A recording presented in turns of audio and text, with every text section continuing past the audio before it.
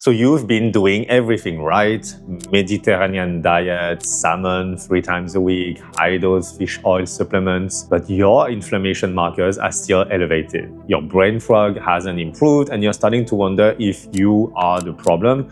Well, here's what your doctor won't tell you. If you carry APOE4, your brain literally cannot process omega-3s the way everyone else's does.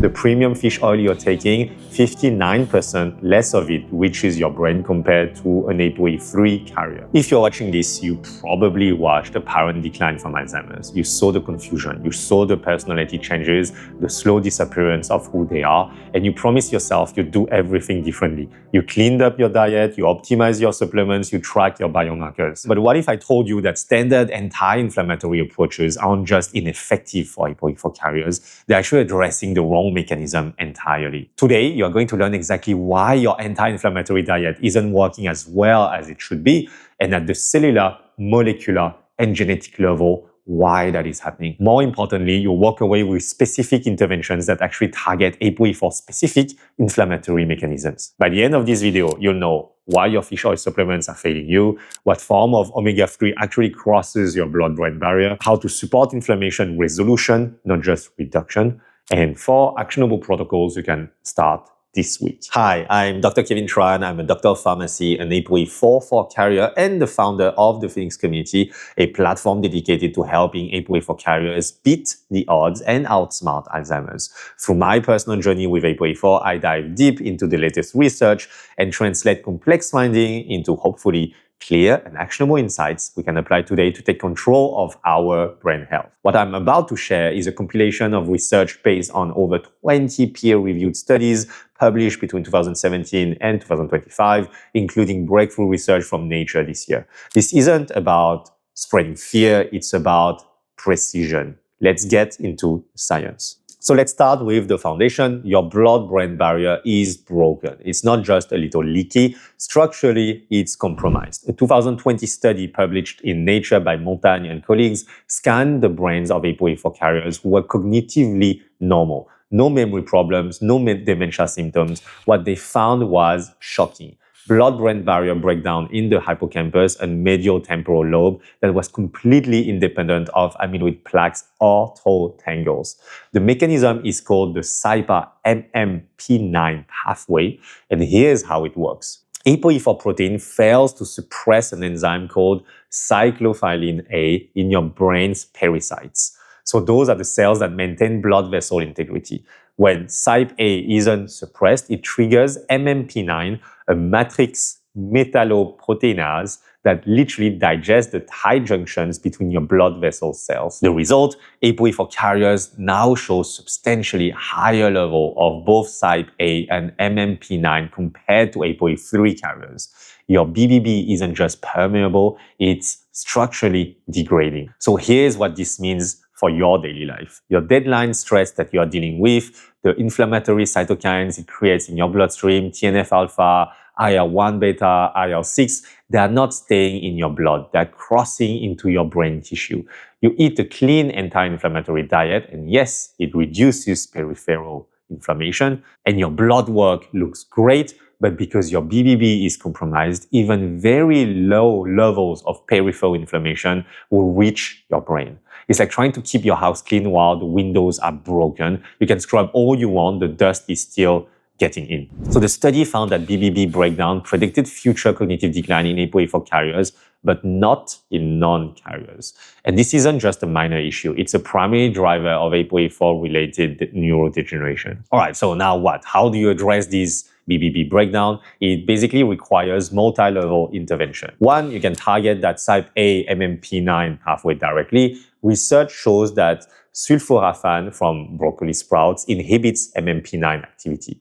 So you could take 30 to 40 milligrams of sulforaphane daily from sprout supplements or just eat those fresh broccoli sprouts.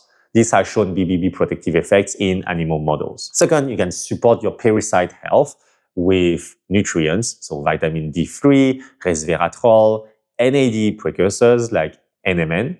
These support the PDGF-beta signaling that APOE4 disrupts. 3, you can monitor your BBB integrity, so request a soluble platelet-derived growth factor receptor beta testing, which stands for SPDGFR beta, because this CSF biomarker predictive cognitive decline in APOE4 carriers in the Mountain study. You can track this either in our Phoenix app or doing like a normal journaling on Excel sheet. 4, you can reduce peripheral inflammation very aggressively. Since even low inflammation crosses your leaky BBB, you need a stricter control than non-carriers. So target an HS CRP below 0.5 milligram per liter, not just the overall normal below 3. So you would need very aggressive anti-inflammatory interventions.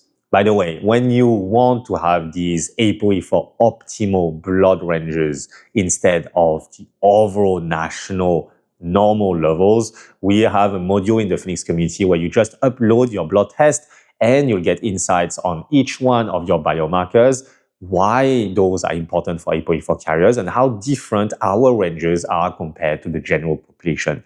Because as always, APOE4 doesn't just hit a specific aspect of our body, it's actually one of the genes that has the biggest life-modifying effect. So you'll need to track a lot of these biomarkers following APOE4 specific ranges. All right, now moving on to Omega-3, which will probably make you question everything in your supplement cabinet. So your fish oil supplements are fundamentally the wrong form for APOE4 carriers. So a 2020 clinical trial analyzed 295 patients with mild Alzheimer's taking high doses of DHA supplements. The APOE4 carriers showed 59% lower cerebrospinal fluid DHA delivery compared to non-carriers, even though they were taking the same dose. But here's where it gets really interesting. The same research group found that fish consumption shows benefit in APOE4 carriers that fish oil supplements don't. So a 2016 study followed 178 APOE4 carriers for nearly 5 years, and those eating seafood weekly had cognitive decline equivalent to being 14.5 years younger compared to those who didn't eat fish. So fish works, but supplements don't. Like why? So the answer is the molecular form. Dr. Hussein Yassins, who actually came for an interview with us in the Phoenix community, his team at USC discovered the mechanism. Standard fish oil supplements contain DHA as free fatty acids or ethyl esters. These forms rely on passive diffusion across your BBB tight junctions. So those are the same tight junctions that APOE4 destroys. Fish, especially fish roe, contains 38 to 75% of omega-3s in phosphatidylcholine form. Krill oil contains about 35% of phospholipid form, and those phospholipid DHA, specifically lysophosphatidylcholine DHA, use a completely different transporter called the MFSD2A that's on the inner membrane of the BBB. So it literally bypasses the BBB defect that APOE4 creates. So think about how much money you spent on premium fish oil, the triple strength formulas, the pharmaceutical grade omega-3s, the ones with third-party testing and all the certifications. Well, all of it, at least the vast majority of it, never actually reached your brain. And you were not being lazy, you were not being non-compliant, you were just taking the wrong molecular form for your genetics. This explains why your brain fog hasn't improved despite optimal omega-3 blood levels. Your plasma DHA looks great on testing, but the study that we showed earlier showed that higher plasma DHA in APOE4 carriers did not translate to higher CSF DHA because the transport mechanism is broken, as we've covered before. So you just have to know that the supplement industry isn't designing for APOE4 biology, they're designing it for the general population, right? And this matters way more for you than APOE3 carriers because our APOE4 brands are already running on a DHA deficit. You have lower baseline levels and impaired delivery and faster breakdown once it gets there. So what are the few things that you can do? First, eat fatty fish 3 to 4 times per week minimum. So those fatty fishes are like salmon, mackerel, sardines, herring. Eat fish roe if you can, 2 to 3 eggs per week. So like salmon roe, like the Japanese ikura, tobiko, or caviar. These contains omega-3s in the phosphatidylcholine form your brain can actually absorb. And at the same time, of course, take a combined 1 to 2 gram EPA DHA daily from food or supplements. Second, look at phospholipid form supplements. Krill oil is great, so 1.2 gram daily because it contains around a third of phospholipid omega-3s. LPC DHA, which is called Lysoveta, now is something that bypasses completely BBB tight junction defect that we have. And all of these, always take them with fat-containing meals for absorption. So like your fatty fish that we mentioned earlier. What you want to avoid the standard fish oil capsules because these are full of free fatty acid or ethyl ester form. Avoid high-dose triglycerides omega-3s. Basically save your money because they don't really work for your APOE4 brain. What you want to track is your plasma phosphatidylcholine DHA specifically, not just total DHA, because study has shown that 47% lower dementia risk with the highest quartile of phosphatidylcholine DHA. I would recommend at least a biannually testing, if not a quarterly testing, just at the beginning when you're testing out different type of supplements, different type of diet. And very important, these research show benefits are strongest when it started early, so middle age before any cognitive symptoms. So if you're in your 50s or 60s watching this, you are in the optimal intervention window, so just don't wait. All right, let's move on to how to fix inflammation. Here's where things get really sophisticated. Most people think inflammation is binary, right? You either have it or you don't, but inflammation is actually a dynamic process with 3 different phases. You have an initiation phase, a peak response, and then a resolution phase. Your problem isn't just that you have more inflammation, it's that your inflammation never resolves. It never reaches the last stage. A 2022 study published in Alzheimer's Research and Therapy analyzed post-mortem brain tissue from 60 individuals. What they found in APOE4 carriers with Alzheimer's was paradoxical. We have both pro-inflammatory mediators and pro-resolving mediators that were elevated. Specifically, they found elevated levels of pro-inflammatory PGE2, PGD2, LTB4, for HETE, and pro-resolving like resolvins, protectins, and myricins, both at the same time. Is basically having your foot on the accelerator and on the brake at the same time while driving your car. So your body is sending resolution signals, but the machinery to execute resolution is basically broken. The reason is that APOE4 brain shows substantially lower baseline levels of specialized pro-resolving mediators, or what we call SPMs.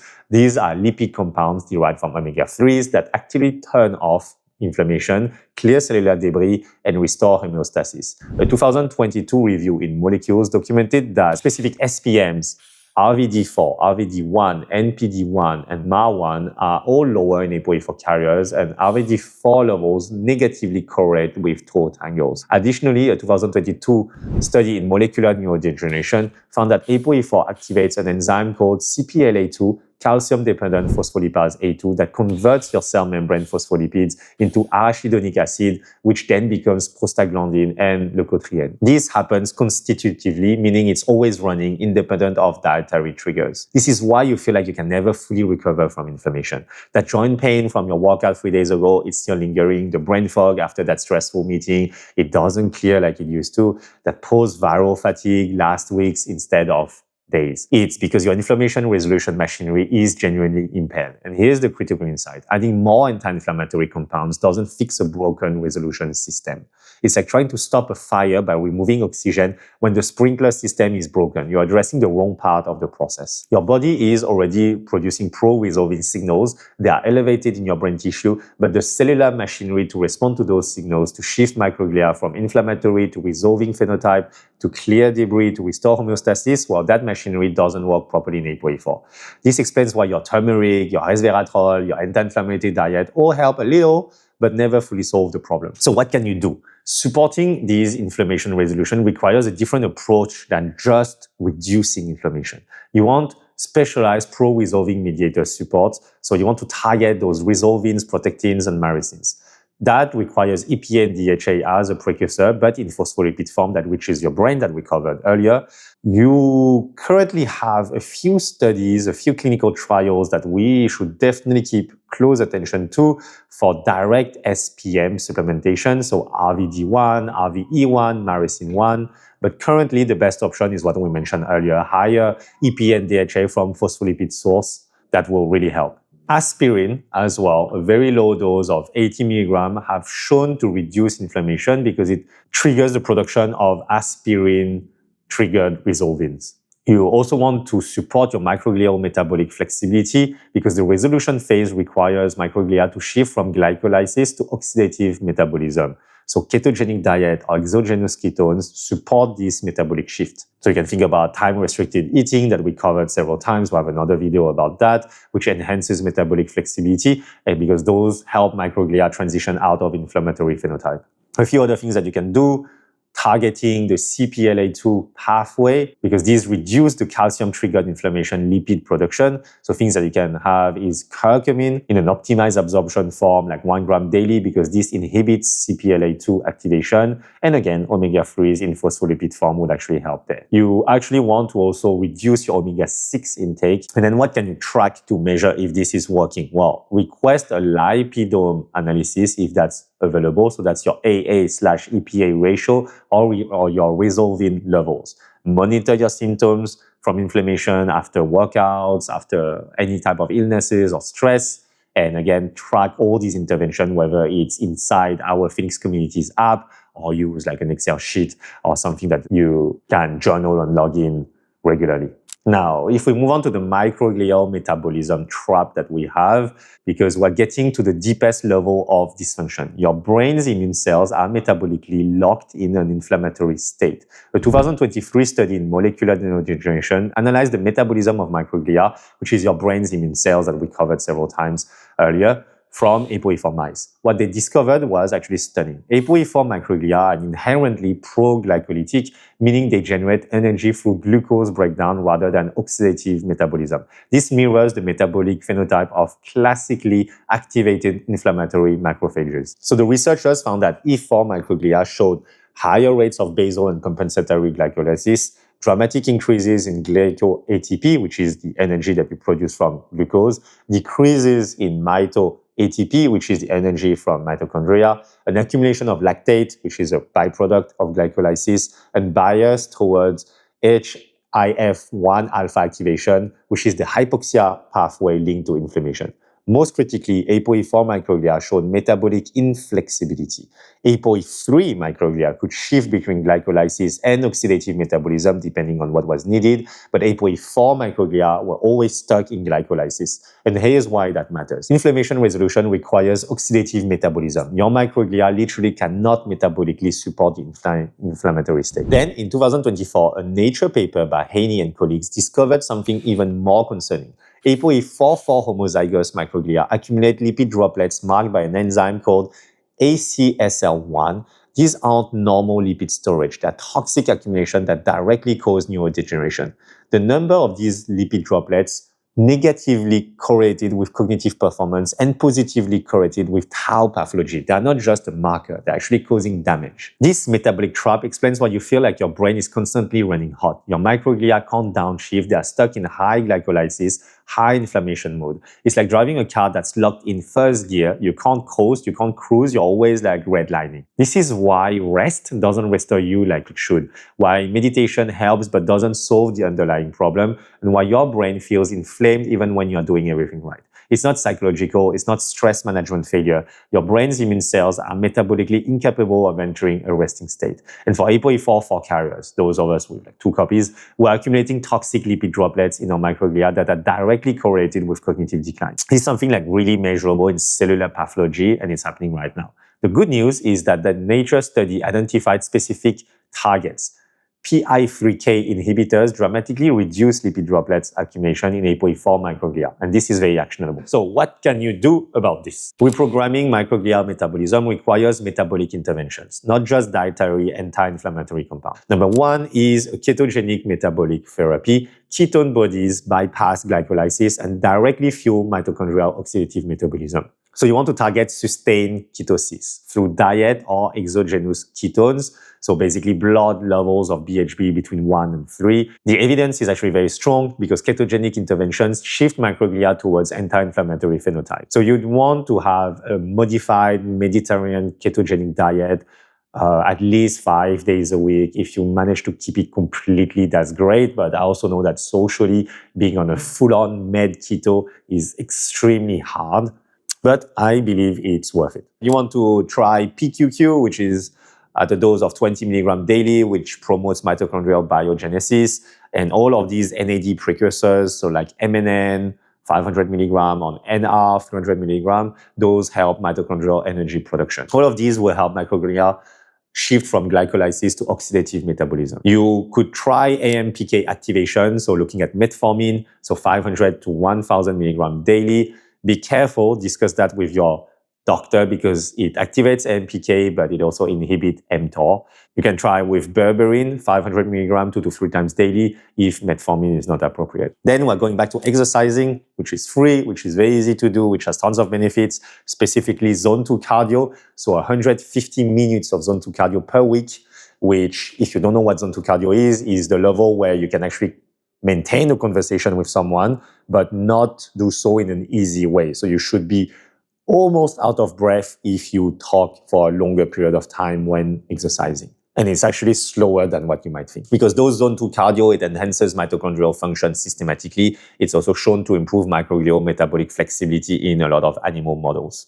And you, of course, want to track a lot of metabolic markers, so track your fasting glucose, your insulin, your lactate levels, your ketone levels. Again, you can monitor all of that in the Phoenix Hub in our app where you just upload everything and then you get the APOE4 optimal values for your blood test, because what is important for you is that the normal range that is given by your doctor on your blood test are not the APOE4 optimal ranges, and ours can actually differ significantly on a few critical biomarkers. All right, if we bring all of this together, everything that we covered today, the immediate thing that you can do this week is to switch your omega-3 sources. Stop your standard fish oil. Start eating fatty fish at least 3 times a week. Start supplementing with krill oil or LPC DHA. Short term, you can try a modified keto diet and see how it works out for you, and use exogenous ketones or MCT oil.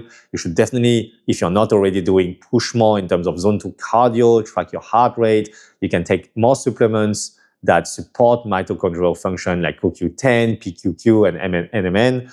You can enhance autophagy by fasting and going into time-restricted eating, which will also help with producing ketones. And in the more longer term, at 3 to 6 months, monitor your inflammation resolution, monitor recovery time from workouts, illness, and stress. And if you could test your BBB integrity, that would be great as well. All right, to conclude, why doesn't your anti-inflammatory diet work? Because APOE4 carriers creates 4 levels of dysfunction that diet alone can't address. One is your blood-brain barrier is structurally broken, allowing peripheral inflammation into your brain even when you eat clean. 2 is your omega-3 supplements use the wrong molecular form. 3 is your inflammation resolution machinery is impaired. And 4, your microglia are metabolically locked in pro-inflammatory glycolytic state. None of these are fixed by eating salmon or turmeric. They actually require precision interventions targeting APOE4 specific mechanism. And this is why we built the Phoenix community, because the mainstream advice, eat Mediterranean, take fish oil, reduce stress, isn't really designed for APOE4 biology. You need APOE4 specific protocols. You need to track your PCDHA, not just generic omega-3s. You need to monitor your BBB integrity. You need to test your metabolic flexibility. What Phoenix gives you is protocols specifically designed for APOE4 carriers based on the latest research, blood work tracking that is optimal for APOE4s and not just with normal values for the general population. We have accountability pods with other APOE4 carriers on the same journey, trying to target the same improvements, because you want people on the same journey that understand what you're going through to keep that momentum very strong. And we're also offering early access to clinical trials and studies with different medtech devices and other partners to help you have all the support needed to beat the odds. The link to join is in the description below, and I hope to see you there. Bye.